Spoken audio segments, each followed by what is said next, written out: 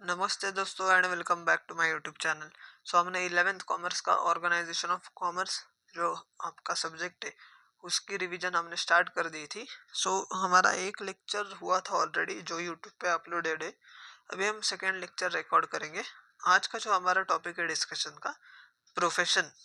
Profession is that part of economic activities under which a person uses his educational knowledge and special skill to render services for earning some income. Profession ये ऐसा part है economic activities का जिसके under person अपने educational knowledge and skill को इस्तेमाल करके services render करता है जिससे वो अपने लिए कुछ इनकम जनरेट करे। फॉर एग्जांपल डॉक्टर या लॉयर या चार्टर्ड अकाउंटेंट, और सबसे जो हमारा इमर्जिंग कोर्स है कंपनी सेक्रेटरी, जो मैं भी कर रहा हूँ। प्रोफेशन का मतलब क्या होता है यार, कि आपके पास उस रिक्वायर्ड फील्ड का स्पेशल नॉलेज है एंड आपके पास उस काम को करने के लिए स्पेशल स्किल है। मुझे एक बात बताओ, सब डॉक्टर बन सकते हैं क्या? नहीं। जिन्हें वो एक स्पेसिफिक नॉलेज लिया है वही डॉक्टर बन सकते हैं। उसके लिए उनको प्रैक्टिकल ट्रेनिंग वगैरह करनी होती है। जस्ट लाइक डॉक्टर, सीएस के लिए भी सेम होता है। हमको अगर as a company secretary in practice होना है तो उसके लिए पहले तो आपको सीएस बनना होगा, फिर आपको आईसीएसआई से मेंबरशिप लेनी होगी और उसके बाद आपको सर्टिफिकेट ऑफ प्रैक्टिस लेना होगा सीएस इन प्रैक्टिस बनने के लिए, जिसके बाद आप खुद की प्रैक्टिस स्टार्ट कर सकते हो। Features, um, every profession is practised for earning money. ये आपको पता है, पैसा कमाने के लिए तो प्रोफेशन करते हैं ना यार सब। Also they render services to their clients and solve their problems. अगर मैं सीएस हूँ तो मैं अपने क्लाइंट्स को सर्विसेज सरेंडर करूंगा और उनसे फीस चार्ज करूंगा। Qualification, a profession can be practised only after acquiring required qualification. मैं कंपनी सेक्रेटरी इन प्रैक्टिस कब बन सकता हूँ? जब मैं सीएस का कोर्स कंप्लीट करूँ और मैं आईसीएसआई से मेंबरशिप लूँ एंड सर्टिफिकेट ऑफ प्रैक्टिस। बराबर। ईच प्रोफेशन है सर्टन सेट ऑफ नॉलेज। आपको नॉलेज लेना पड़ेगा। आपके पास नॉलेज है तो क्लाइंट्स आएंगे तो पैसा मिलेगा। This knowledge has to be acquired only by systematic and formal training. आपको एक स्पेसिफिक सिस्टमेटिक ट्रेनिंग प्रोवाइड करते हैं। अभी हमारा कैसे होता है सीएस में, 2 साल की हमें ट्रेनिंग प्रोवाइड करते हैं। उस 2 साल में हम सब सीखते हैं काम जो कि आपको रिक्वायर्ड है एज ए सीएस जॉब करने में या तो प्रैक्टिस स्टार्ट करने में। Next point, financial return. मतलब क्या? पैसा कमाने के लिए तो प्रोफेशन करते हैं अपन। Professionals get fees in exchange of their services. Professional को फीस मिलती है, जैसे एम्प्लॉयज को सैलरी मिलती है कंपनी में, वैसे ही जो इंडिपेंडेंट प्रोफेशनल्स है उनको फीस मिलती है। Income received by professional is not fixed. जो प्रोफेशनल को पैसा मिलता है वो फिक्स नहीं होता सैलरी के जैसे, मतलब 50,000 60,000।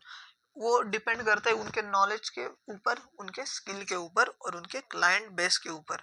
Professionals can be employed in an organisation और सेल्फ एम्प्लॉयड। मतलब अगर सीएस का ही हम एग्जांपल ले तो सीएस जॉब भी कर सकता है या तो प्रैक्टिस भी कर सकता है। Fourth point, capital. Profession can be practised independently और professionals accept a job in any organisation. ये देखा, मैं तो एक रिलायंस में काम कर सकता हूँ, मतलब जॉब कर सकता हूँ एज ए सीएस, या तो मैं खुद की प्रैक्टिस भी स्टार्ट कर सकता हूँ। Independent practising professional requires huge capital. अगर मुझे खुद की प्रैक्टिस स्टार्ट करनी है तो उसके लिए मुझे बहुत सारा कैपिटल लगेगा। क्यों सर? क्योंकि मुझे मेरा खुद का ऑफिस लेना पड़ेगा, ऑफिस का फर्नीचर वगैरह ये सब, मतलब जो हम बोलते हैं एसेट्स वगैरह लेने होंगे, उसके लिए तो पैसा चाहिए ना यार। Next point, registration and membership.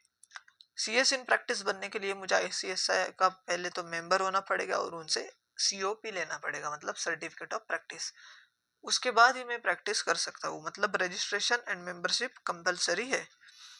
Non transferability, profession cannot be transferred to other person on the will of professional. मतलब मैं सीएस बन गया है, मैंने खुद की प्रैक्टिस स्टार्ट कर दी, मैंने दिया मेरे दोस्त को, भाई मुझे नहीं करना, मेरी डिग्री तू ले, तू सीएस इन प्रैक्टिस बन। ऐसा कर सकता हूँ क्या मैं? नहीं, मैं ऐसा नहीं कर सकता। प्रोफेशन हम, मतलब हमारी जो डिग्री है हम दूसरे लोगों को ट्रांसफर नहीं कर सकते। Nature of work, professional gets fees in exchange of expert services. ये हमने पढ़ा है। उनको क्या मिलता है? फीस मिलता है। नेक्स्ट जो हमारा टॉपिक है आज का, employment. Employment it is an economic activity, मतलब क्या, हमारा मेन ऑब्जेक्टिव क्या है, पैसा कमाना, उसको बोलते हैं economic activity. In which people work for others, बराबर है, हम अपने एम्प्लॉयर के लिए काम करते हैं उस पर्टिकुलर ऑर्गेनाइजेशन में। There is employer employer relationship, ये आपको पता है। Employer is the person who offers the job, जो बंदा आपको काम पे रखता है वो एम्प्लॉयर होता है। And person who accepts the job, जो बंदा उस एम्प्लॉयर ने जो जॉब प्रोवाइड किया है वो एक्सेप्ट करता है, उसको हम बोलते हैं employee. Remuneration and terms and conditions are agreed by both of them, कितना पैसा मिलेगा एंड उसके टर्म्स एंड कंडीशंस जॉब के, वो डिसाइड करते हैं एम्प्लॉयर एंड एम्प्लॉय मिलके। फीचर्स, एम क्या होता है, पैसा कमाना, of course. Qualification, no specific qualification for unskilled job is necessary, अगर कंपनी को सीएस चाहिए तो मुझे वो क्वालिफिकेशन चाहिए मेरे पास, तो ही मैं, मतलब वो मुझे रिक्रूट करेंगे। बट ऐसे कुछ जॉब्स होते हैं जिनके लिए कुछ क्वालिफिकेशन की ज़रूरत नहीं होती है। मेरा दोस्त ने वड़ा पाव का ठेला लगाया, उसको चाहिए थे 2 बंदे काम करने, मैं भी गया और मेरा एक दोस्त भी आया। कुछ हमें स्पेसिफिक क्वालिफिकेशन लगा क्या? नहीं। दूसरा, अगर फॉर एग्जांपल एक बड़ी कंपनी है या तो छोटी कंपनी है, उसमें चाहिए अकाउंटेंट, अकाउंटेंट के लिए कुछ स्पेसिफिक ऐसी रिक्वायरमेंट नहीं होती, आपको बीकॉम करना पड़ेगा, बट यार बीकॉम को अपन कुछ ऐसे स्पेसिफिक क्वालिफिकेशन नहीं कंसिडर करते, इसके लिए कुछ कुछ ऐसे भी जॉब्स होते हैं जिनके लिए स्किल्स नेसेसरी नहीं है। Next point, monetary returns, of course wages या सैलरीज आपको मिलेंगे अगर आप जॉब कर रहे हो तो। कैपिटल, कैपिटल की ज़रूरत नहीं है, आपको जॉब करना है तो आपको इन्वेस्टमेंट ज़ीरो है, उस ऑर्गेनाइजेशन में आपको सिर्फ जाना है और उनके लिए काम करना है। Next point, registration, no registration is required, registration वगैरह ये कुछ आप हमको करना नहीं पड़ता है, एम्प्लॉय लोगों को, ये सब एम्प्लॉयर का काम है, रजिस्ट्रेशन वगैरह, बिजनेस जो है उनका, उसको रजिस्टर करना, लाइसेंसेस वगैरह लेना गवर्नमेंट से, ये सब। Next point, non transferability, employment can not be transferred from one person to another, जो हमने पहले एग्जांपल देखा था। मैं सीएस हूँ, मैं अपने दोस्त जो कि एक नॉन सीएस बैकग्राउंड से उसको मैं मेरा जॉब ट्रांसफर नहीं कर सकता। Nature of work, nature of job decides the nature of work, job का नेचर है उस पर डिपेंड करता है कि आपका वर्क कैसा होगा। मतलब नेचर ऑफ जॉब, अगर सीएस का जॉब है तो वर्क क्या होगा, सारे लॉ के कंप्लायंसेस करने हैं। अगर सीए का जॉब है तो क्या करना होगा उनको, अकाउंट्स डिपार्टमेंट वगैरह, ये फाइनेंशियल मैनेजमेंट, ये सब सीए लोगों को देखना पड़ेगा।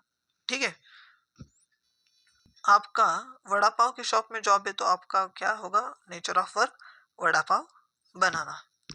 ओके दोस्तों, हमने 2 टॉपिक आज के लेक्चर में कंप्लीट किए। आई होप सो कि ये आपको लेक्चर पसंद आएगा। पसंद आए आपको तो प्लीज़ अपने दोस्तों के साथ भी शेयर कीजिएगा, क्योंकि मैं सारे जो आपके 11th एंड 12th कॉमर्स के सब्जेक्ट है उनके फ्री लेक्चर्स में यूट्यूब पे धीरे धीरे अपलोड करने वाला हूँ। सो यस, अभी हम नेक्स्ट लेक्चर में अगला पॉइंट कवर करेंगे। अगर आपको ये लेक्चर पसंद आया होगा तो लाइक कीजिए, चैनल को सब्सक्राइब कीजिए और अपने दोस्तों के साथ भी ज़रूर शेयर कीजिएगा। Tata, bye bye.